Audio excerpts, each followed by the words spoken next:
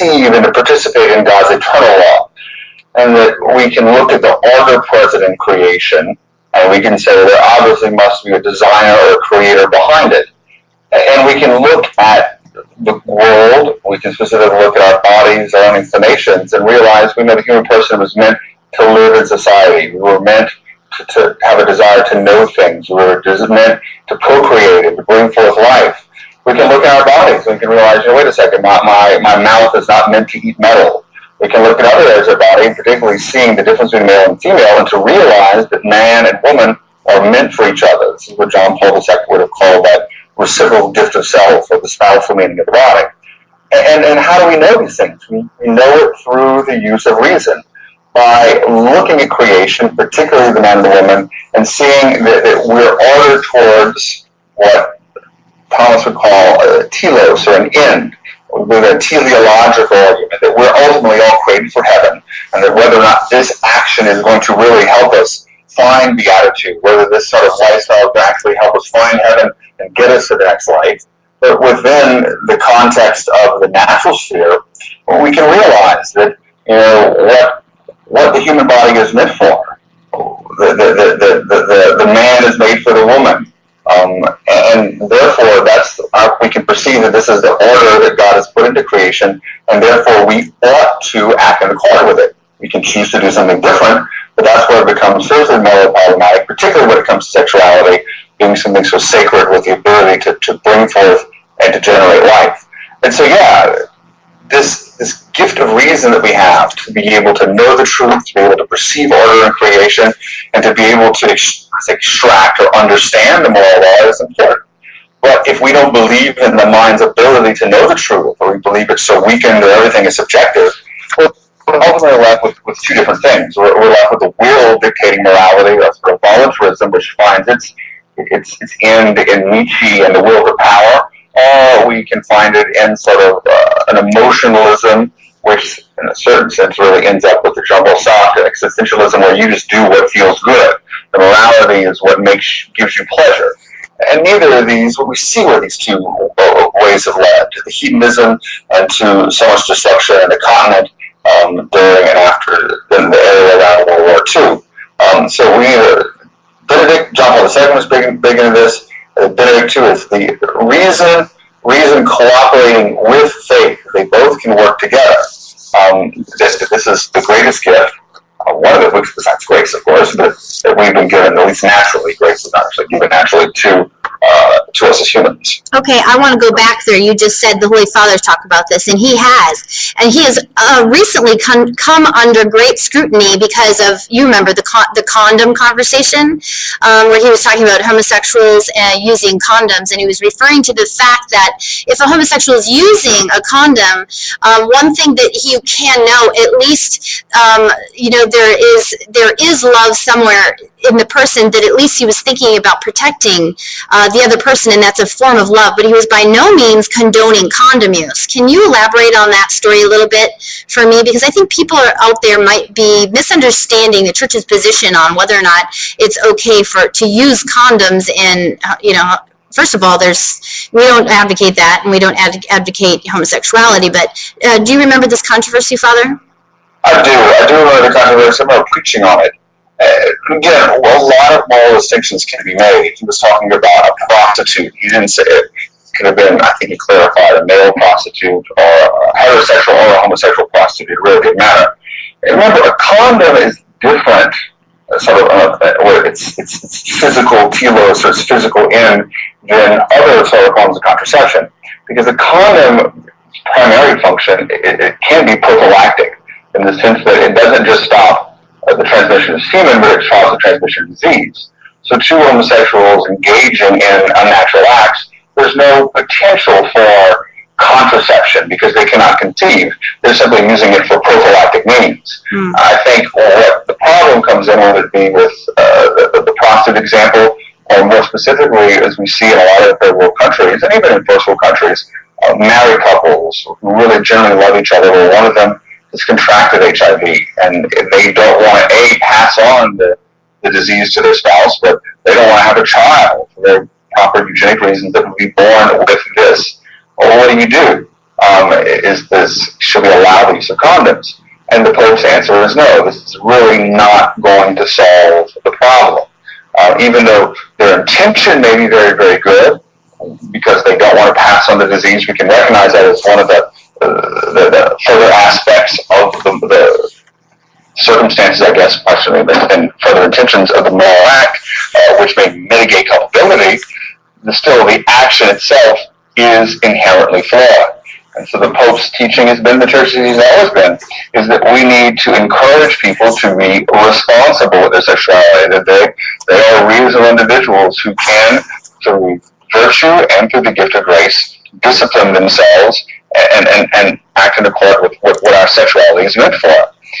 And that gets back to a lot of what we discussed before. I mean, what is the purpose or what is the end of our sexuality?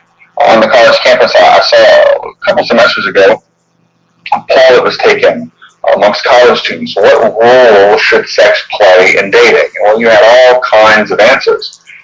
But I would be more interested in the question of what is the purpose of sex? We realize that the human body, the systems, whether it be the respiratory system or the pulmonary system, but also certain organs or certain orifices, if you will, have certain purposes. You know, the ears for hearing, the eyes for seeing, the heart is for pumping blood. Well, we have our sexual organs, we have our genitals. Well, what are they meant for? Are they there purely for our pleasure? Are they purely for our amusement? Or do they have a greater meaning? And the existence of sperm and egg and the ability to see that shows that the ultimate reason is for procreation. Union is there too, but to thwart that procreative meaning becomes very, very problematic, because all of a sudden you're saying there's a certain part of our body or a certain system within our body that we don't want to, through medicine or science or technology, help to reform better so that we can be healthier, but we want to stop its the natural process. And we don't do that to the human body. Yeah, you're talking particularly of why Viagra would be permissible inside of a marriage, because Viagra assists the male body in doing what it was designed to do. It's not thwarting is that right, Father? Correct. For me, and I think you and I had a discussion before, and it's very important, because we're discussing homosexuality, or specifically gay marriage. As Christians, we're going to have our own understanding through sort of a theological anthropology, seeing man create the image likeness of God. What does it mean to image the Trinity? What does it mean to have sacramental marriage, where you image Christ at the church, the Eucharistic connection? But when we're in the public sphere, unfortunately, that just simply doesn't work. And so we're going to have an appeal to more natural law arguments to let people understand why gay marriage or contraception or whatever is not acceptable. But when we are open new and we are discussing it amongst ourselves, and this is a fundamental reason, we got to have deeper spiritual reasons. One of the most insightful things, and whenever I teach sexual ethics, I always refer to as an article called The Desacralization of Venus by a man named Christopher Derrick, who was a disciple of C.S. Lewis. And he really says that the ultimate reason, he would say, from almost a religious perspective, but also somewhat of an anthropological perspective, studying religion and man, particularly primitive man, is that we believe, or many primitive cultures, including more advanced cultures like ourselves, or we ought to, as Christians, see that sexuality and fertility are sacred. There's something different about these functions in the human being rather than these other processes of the systems. They're sacred. The ability to bring forth life, the holiness of the body, but specifically of our sexuality. John Paul II, I really think that's the big focus of Theology of the Body. The reverence, the donum pietatis that we need to have towards the unitive and procreative aspects of the marital act, and the generative and the spousal dimension of the human body. And so whenever we are irreverent, when we desacralize these, then we end up having some pretty serious problems. So it does go back to the same question. The sacred is something which is transcendental. The sacred is something which is metaphysical. And we have to be able to see the human body. We have to be able to see marriage. We have to be able to see creation and gift within the concept or within the confines of the understanding of that which is sacred. But whenever the sacred is removed, well, we can do whatever we want with marriage. It doesn't really matter. But still, when we start fawning nature, particularly when it comes to sexuality, there are going to be social, physical, moral repercussions. For me, that, at least from the religious perspective, is the crux of the argument, the sacredness of our sexuality and our fertility. I don't think there is a sacredness. I mean, we're doing so many things. There's so many things going on around us that make it unsacred. Lady Gaga is a perfect example. No, without a doubt, our society is the only society in history, really, because of the influence of certain philosophical trends and technology, that we do not see it as sacred. But as Christians, particularly as Catholics, if we're going to really find a return to the proper understanding of marriage, we're going to return to a proper living out of our sexuality, if we're going to really listen to theology of the body, we need to have that reverence, the reverence for sexuality and fertility, if we're going to see a transformation. We've got to see it. We can't just see it as something natural. We have to see supernatural involved in it.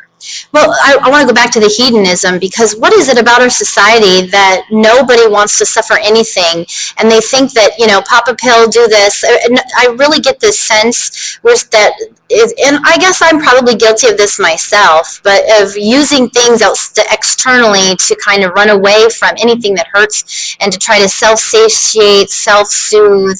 That's what hedonism is, right? Is kind of being based on a fleshly, kind of like the Greeks, how they ate till they threw up and then ate some more. Yeah. And nobody enjoys the cross. Yeah. But this, I think, comes as a result of us living in a post-Christian society, where we don't understand suffering. Why does suffering have to be there? And it's something we're continuously struggling with. And it's a very, very valid question. Why, if God is really, really good, why must we suffer? This is a question that's been going on since the beginning of time, and is when people can begin to philosophize the meaning of evil. And it's typical to run away from it, but if we have a Christian perspective, we live in a Christian society, where we can say, wait a second, we can take our suffering and unite to the suffering of Christ. This is how Christ chose to redeem man. But even within Christianity, we fall into sort of a vision of God as this sort of, one sociologist called it therapeutic deism. God is there. He really doesn't get involved in our world, much contrary to Orthodox Christianity, where he becomes a man and dies for us. And he's there just to make us sort of feel better. It's a triumph of the therapeutic in our society that everything, even particularly religion, is there to sort of give us that spiritual high, make us feel better. We really don't understand the cross. And so by establishing this new council for the new evangelization, when we evangelize, one of the things that we're going to do is explain the role of the cross, explain the role of suffering, and how by embracing that suffering, we can find authentic transformation, authentic holiness. And I think most people know that. The example of looking at two couples, one who's just come back from their honeymoon and the love they share, and the man and the woman where the woman has cancer and the man is there taking care of her night and day. What is the greater expression of love? I think most everyone's going to realize it's the latter. Why? Because it transcends feelings, it transcends any sort of pleasure you get, and it's that gift of self, it's that dedication to really helping the other, and it entails suffering. But in the midst of a society where we have so many conveniences and these types of things, it's easy to forget that. And I'm the first one to forget that. We're sick, we can take an Advil. If we are too hot, we can go into the air-conditioned room. Again, I'm in Louisiana, I'm not getting rid of air conditioning, believe me. But it takes a bit more of a challenge to be able to pick up the cross and follow the Lord. So we as Christians, we're going to have to suffer a little bit to stand up for what marriage truly is, and we're going to be persecuted by standing up for what we know is right and true. We have to be ready for that. But those people who are living homosexuality right now, that feel that they're being called back to the church, they're being called to rebuke that part of their life and find some healing there, they might have a way of the cross carrying that as they do what's right, but subverting that temptation to homosexuality, right? Because the church embraces homosexuals, just not living out homosexuality. Is that right, Father? It is. When we condemn sin always, it's the institution of gay marriage. We respect the person. And the Catechism says that the number of people who struggle with same-sex attraction is not negligible. Even if there's only one, that's not negligible. And we've got to be able to preach the truth and speak the truth, but always focus on the person and say, listen, we can understand that there may be struggles in your life. We can understand your positives. Let's talk about it. Let's dialogue about it. There's a similarity with abortion. We can talk about how long abortion is all we want, how it shouldn't be legal, but yet what about that young woman who's had an abortion, where she feels that she's being judged? And whether or not she's being judged or not, that's a different question. But she's not going to be willing to approach unless she can understand, wait a second, we're here to heal, to bring completion, to bring God's mercy. And that's one of the messages that has to always be there, particularly with a hot button issue like homosexuality. This inclination, regardless of where it came from, doesn't lead to happiness. It doesn't lead to what God created us for. And having the institution of gay marriage is not going to really further the dignity of the human person. And that we need to be able to sit down as reasonable individuals, particularly as Christians and Catholics, talk about the church teaching, and to realize that the church should be a place of refuge, a place of healing, where, particularly through the sacrament of life, that we can come to find a way to live a total gift of self. And this is the emphasis that has to happen, else nobody's going to listen to our teaching on gay marriage. And ultimately, they're not going to be fulfilled. It might feel good for a while, but because it's not how they were made, and that's what you're saying too, is it ultimately is not going to be their fulfillment. It isn't their heart's desire to be in this disordered relationship. It's like that saying that, of somebody knocking on a brothel door. Was it Chesterton? Knocking on a brothel door is looking for God. He's just got the wrong address, because sometimes we seek food or addictions or sex, and even disordered sex, to fill a place that really is, we're longing for union and communion with God. And this particular disorder has it's pretty convoluted, and we are complex human beings. But I'm so glad to say that the church accepts and embraces homosexuals, just not homosexuality. And there's even great organizations out there that I'll post to my blog for those of you that are looking for some healing or some direction in this area. Before we close, Father Bryce, will you please say a prayer for all of us as we close? And keep in mind, somebody, most likely because of the tag I'm going to put on this, could be a homosexual that's listening to us right now and is open to what we're saying. Can you just include them in your prayer, please?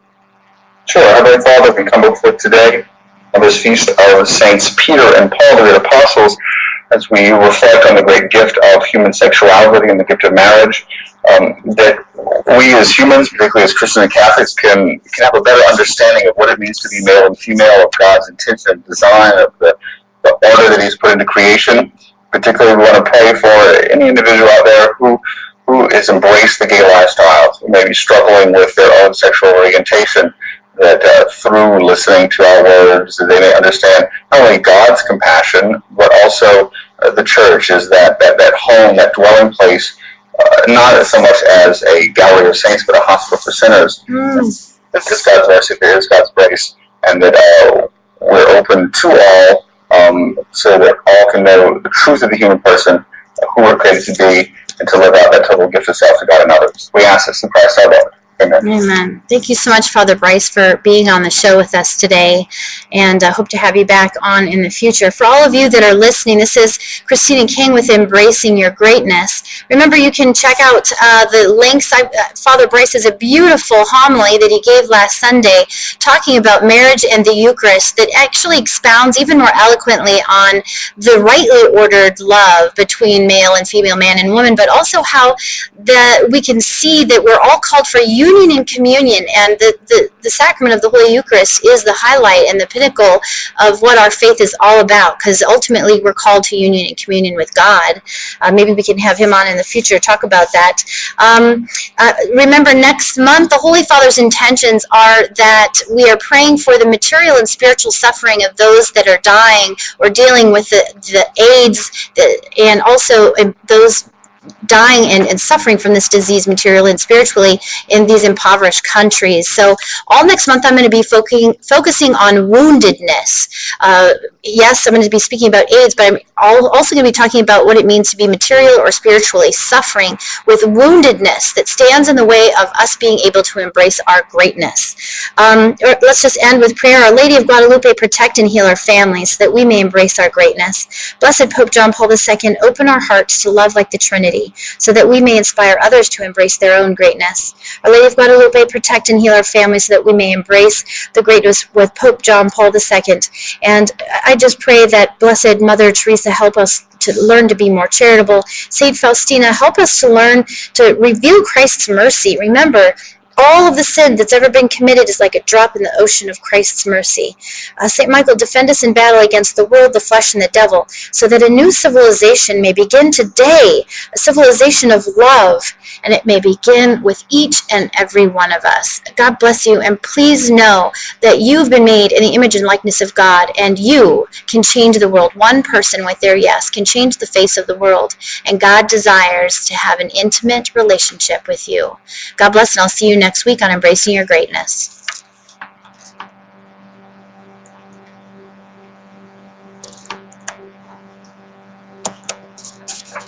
So thank you very much.